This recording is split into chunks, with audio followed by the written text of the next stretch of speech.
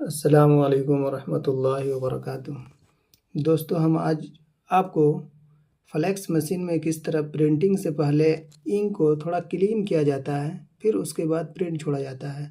बस हम आपको दिखाने की कोशिश करते हैं।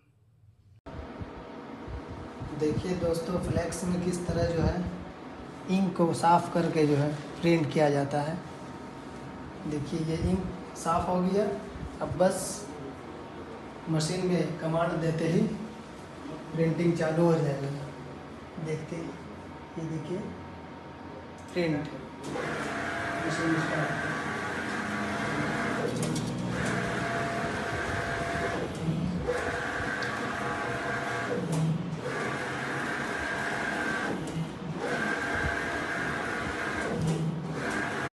ये देखिए दोस्तों, प्रिंटिंग के बाद किस तरह फाइनल इसका निकल कर के आया है। बहुत ही शानदार एकदम प्रिंट। बस दुआ करें आप लोग इसके प्रिंटिंग में और ख़ूबसूरती अता फरमाएं। जैसा कि आप लोगों ने देखा दोस्तों, किस तरह फ्लेक्स मशीन में इंक साफ़ करके फिर प्रिंटिंग छोड़ा जाता है। बस दुआ कीजिए हमारे लिए। बस स्टार्टिंग पॉइंट में है, बस थोड़ी बहुत गलतियां बोलने में होती है।